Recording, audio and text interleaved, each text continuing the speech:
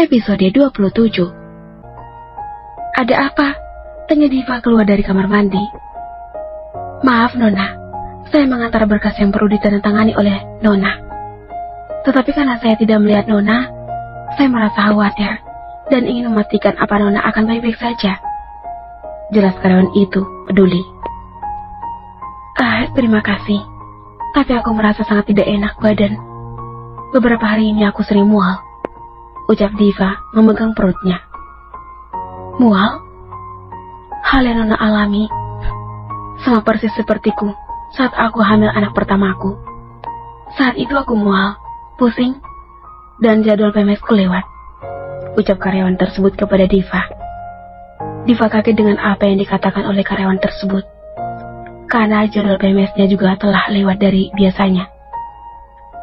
Nona, kenapa Nona muda diam? Tanya karyawan tersebut membiarkan lamunan Diva. Maaf, ucap Diva memegang kepalanya. Nona, wajahmu Nona terlihat sangat pucat. Saranku Nona muda sebaiknya ke dokter saja, ucap karyawan tersebut begitu khawatir. Belum sempat Diva menjawab ucapan karyawannya tersebut, Diva malah jatuh pingsan. Astaga, Nona muda, ucap karyawan tersebut panik. Karena panik, karyawan bernama Dewi tersebut berlari keluar dari ruangan Diva sambil berteriak meminta tolong. Dewi, ada apa denganmu? Tanya karyawan lain. Itu, ucap Dewi panik. Astaga, cepat katakan, ucap teman Dewi yang lain. Nona muda, dia pingsan, ucap Dewi kaget. Astaga, kenapa kau biarkan? Ayo sekarang cepat bawa ke rumah sakit, ucap karyawan lain bergegas ke ruangan Diva. Tidak butuh waktu lama, mereka pun tiba di rumah sakit. Suster, tolong sus, teriak Dewi. Mereka pun bergegas membawa Diva ke ruang rawat. Apa yang terjadi dengan Nona Diva? Ucap karyawan lain yang menemani Dewi. Aku tidak tahu. Tadi aku datang ke ruangannya untuk mengantarkan berkas, tetapi aku tidak melihat Nona muda. Lalu aku pergi ke kamar mandi karena mendengar suara percikan air. Setelah itu aku menghampiri dan memanggil Nona muda. Lalu beberapa saat dia keluar dengan wajah pucat. Setelah berkata beberapa patah, dia mulai pusing dan jatuh pingsan. Astaga, aku pikir Nona Diva mengalami sakit parah, ucap karyawan lain. Tidak, sebelum dia pingsan, dia sempat bilang jika dia merasa mual. Aku rasa Nona muda Diva hamil, ucap dia belak-belakan. Ada saja. Apa mungkin gejala hamil sampai segitunya? Ucap karyawan lain. Sudahlah, yang jelas sekarang kita harus menghubungi siapa? Tanya Dewi bingung. Apa kau punya nomor ponsel suaminya? Tidak, aku hanya punya nomor ponsel Tania dan Sela, sekretarisnya. Hubungi saja salah satu dari mereka. Kurasa aku harus menghubungi sekretarisnya saja, karena dialah yang paling dekat dengan Nona Diva, ucap Dewi mulai menelpon. Sela memberhentikan mobilnya karena ada yang menelpon. Siapa ini? Ucap Sela menatap layar ponselnya. Halo? Iya halo, apakah ini benar dengan sekretaris Nona Diva? Tanya seseorang sebelum telepon. Benar, ada apa dengannya? Tanya Sela mulai panik. Bisakah Nona segera datang ke rumah sakit yang berada tidak jauh dari kantor? Karena Nona Diva sekarang dirawat di rumah sakit di sini. Astaga, baiklah, aku segera ke sana, ucap Sela mematikan telepon secara sepihak. Kebetulan sekali saat itu Sela sudah begitu dekat dengan kantor grup Afkar. Tidak butuh waktu lama, Sela pun tiba di rumah sakit tersebut. Bagaimana keadaannya? Tanya Sela yang baru saja tiba di depan ruang rawat Diva. Kami juga belum tahu, karena dokternya lama sekali belum keluar, ucap Dewi. Sementara itu, Diva baru saja sadar dari pingsannya. Kenapa kepalaku pusing sekali? Ucap Diva membuka matanya. Nona, mohon jangan terlalu banyak bergerak. Kondisi Nona sedang lemah, ucap dokter yang merawat Diva. Tentunya dokter perempuan. Dokter, saya sakit apa? Tanya Diva bingung. Mendengar pertanyaan Diva, dokter itu pun mendekati Diva sambil tersenyum. Anda tidak sakit, Nona. Tapi Anda sedang hamil. Usia kandungan Anda baru menginjak 12 hari. Jelas dokter itu kepada Diva. Bagai disambar petir, hati Diva semakin hancur. Bukan karena dia tidak senang akan bayi yang ada dalam kandungannya, tetapi ia tidak tahu apa yang harus ia lakukan sekarang. Karena ia dan Azel telah memutuskan untuk berpisah. "Nona, kenapa Nona diam?" tanya dokter itu menatap Diva. "Ah, tidak. Dokter, bisakah aku bicara sesuatu padamu?" tanya Diva menatap dokter penuh harapan. "Tentu saja boleh, Nona. Katakan apa yang ingin Nona katakan," ucap dokter itu memegang pundak Diva. "Dokter, tolong rahasiakan ini kepada semua orang," ucap Diva memegang tangan dokter itu. "Lah, bukankah ini berita baik? Seharusnya Nona memberitahu suami dan keluarga Nona." "Aku mohon dokter, jangan katakan pada siapapun, ini demi kebaikan anakku." "Baiklah, jika Nona ingin saya merahasiakan ini semua, saya juga tidak ada hak untuk membantah," ucap dokter itu tersenyum sambil mengelus lengan Diva. "Terima kasih dokter," ucap Diva turun dari ranjang dan berjalan keluar.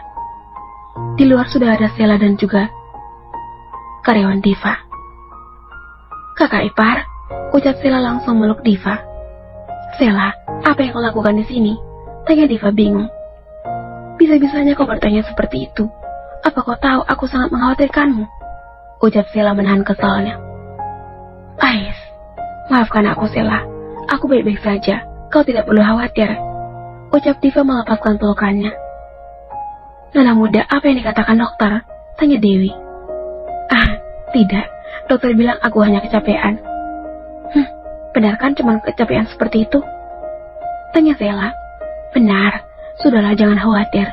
Oh ya, Dewi, terima kasih kau telah membantuku," ucap Diva tersenyum ke arah Dewi. "Sama-sama Nona muda. Kalau begitu kami permisi dulu," ucap Dewi pergi bersama karyawan lain. "Kakak ipar, bagaimana jika aku mengantarkanmu pulang?" ucap Sela memegang tangan Diva. "Baiklah, ayo," ucap Diva memegang tangan Sela dan berjalan pelan. Sepertinya ada sesuatu yang disembunyikan oleh kakak ipar. Tapi apa ya? Aku harus bilang pada David, batin Sela sambil berjalan. Sela pun mengantarkan Diva pulang menggunakan mobilnya. Tidak butuh waktu lama, Diva dan Sela pun tiba di rumah Diva. "Sela, ayo masuk," ucap Diva turun dari mobil. "Maafkan aku kakak ipar. Bukannya aku tidak ingin masuk, tetapi aku ada janji bersama David. Lain kali, aku akan menjengukmu," ucap Sela kembali menyalakan mesin mobilnya. "Baiklah, sampaikan salamku pada David dan juga Bibi. Ingat, kabari aku jika Papa sudah sadar," ucap Diva kepada Sela. "Baiklah kakak ipar, kalau begitu aku jalan dulu." "Baiklah, hati-hati." Sela pun kembali melajukan mobilnya.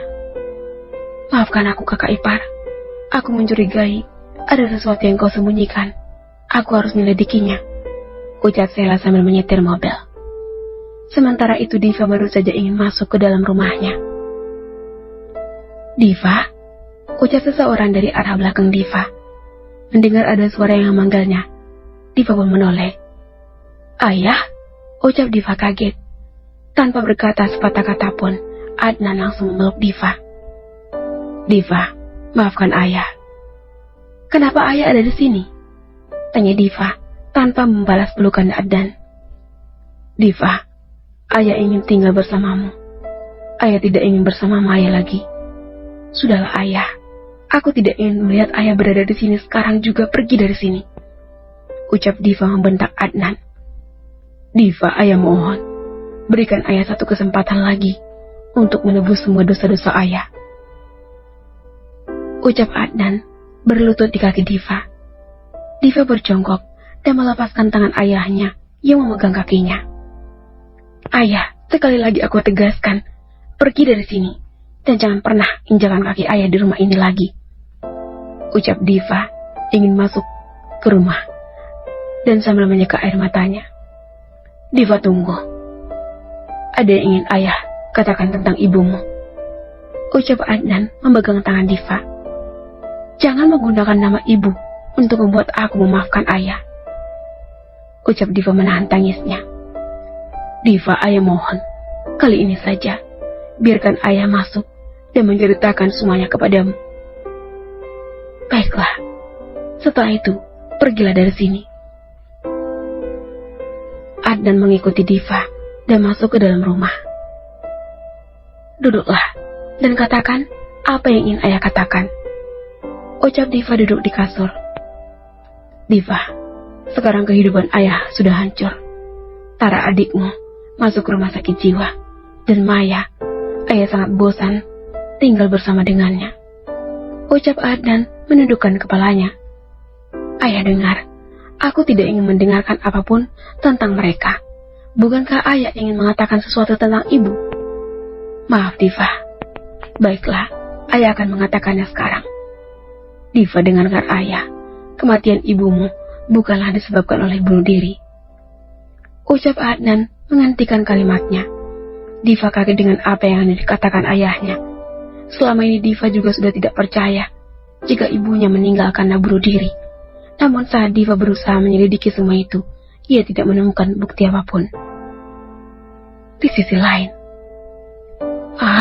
kurang ajar. Pasti Adnan ke rumah Diva dan mengatakan kepada Diva jika akulah yang bunuh Sinta, ucap Maya panik. Ini tidak boleh dibiarkan. Aku harus cepat-cepat kabur sebelum polisi menangkapku, ucap Maya masuk ke kamarnya dan bergegas membereskan barang-barangnya.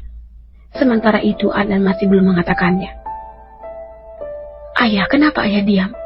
Ayo cepat katakan, siapa yang telah membunuh ibuku? Tanya Diva menatap tajam Adnan. Siapa yang membunuh ibuku? Katakan, bentak Diva sambil menangis. Diva, tenanglah, ayah akan mengatakan. Tetapi sebelum itu ayah minta maaf atas semua kesalahan ayah dan ibumu. Setelah ini ayah akan menyerahkan diri ke kantor polisi. Diva, orang yang telah mendorong ibumu adalah Maya, ucap Adnan menangis, menyesali perbuatannya yang telah mendukung rencana jahat Maya untuk membunuh Sinta. Apa? Jadi dugaanku benar jika ibu meninggal karena ulah kalian? Kalian benar-benar kejam. Sekarang juga pergi dari rumahku. Ayah jahat. Ayah telah berselingkuh dengan Maya, dan ayah juga menyokong Maya untuk membunuh ibu. Dan kalian merebut perusahaan ibu. Sekarang juga keluar, teriak Diva yang tidak bisa membendung amarahnya lagi. Adnan pun keluar dari rumah itu dengan menangis. Sungguh ia sangat menyesal telah berbuat demikian kepada istri dan anak kandungnya. Karena itulah Adnan memilih untuk menyerahkan diri ke kantor polisi. Kenapa dunia sangat tidak adil? Apa sebenarnya kesalahanku sehingga begitu banyak cobaan yang menimpa hidupku? Jerit Diva sambil menangis. Diva melemparkan semua barang yang ada di dekatnya, apapunlah itu. Diva melupakan peringatan dari dokter bahwa ia harus menjaga kondisi dan tidak boleh banyak bergerak. Aku benci kalian semua, jerit Diva terus mengamuk. Di sisi lain, permisi, apakah Diva ada di dalam? Tanya Brian masuk ke kantor Diva dan bertanya kepada salah satu karyawan yang tidak lain adalah Dewi. Maaf, bapak ini siapa? Tanya Dewi bingung. Saya Brian, saya ingin bertemu dengan Diva. Maaf Pak Brian, tadi pagi Nona Diva masuk rumah sakit. Apa? Diva masuk rumah sakit? Kenapa? Dia sakit apa? Rumah sakit mana? Dia dirawat. Aduh, bisakah Bapak bertanya pelan-pelan? Saya jadi pusing, ucap Dewi memegang kepalanya. Maafkan aku, sekarang jawab aku di rumah sakit mana Diva dirawat. Begini Pak, Nona muda tidak dirawat inap karena kondisinya tidak terlalu parah, dan sekarang mungkin saja dia sudah diantar pulang ke rumahnya. Baiklah kalau begitu, terima kasih, ucap Brian meninggalkan kebayoran Diva. Sama-sama, ucap Dewi yang merasa bingung dengan tingkah Brian. Brian pun kembali melajukan mobilnya. Apakah aku harus ke mansion Azal? Batin Brian. Rasanya aku tidak ingin ke sana. Tetapi bagaimanapun, aku harus mendapatkan maaf dari Diva, ucap Brian sambil menyitir.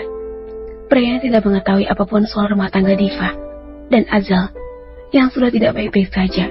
Bahkan Brian juga tidak tahu jika sekarang Diva sudah tidak tinggal di mansion Azal. Tidak butuh waktu lama, Brian pun tiba di mansion Azal. Permisi, Apakah aku bisa bertemu dengan Diva? Tanya Brian kepada penjaga gerbang. Maaf, Anda siapa? Tanya penjaga gerbang tersebut. Saya Brian, temannya Diva. Ucap Brian berbohong. Maaf Pak Brian, sekarang Nona Diva sudah tidak tinggal di sini lagi. Ucap penjaga gerbang tersebut. Seketika Brian bingung apa yang terjadi dan mengapa Diva tidak tinggal di mansion Azelbona lagi. To be continued.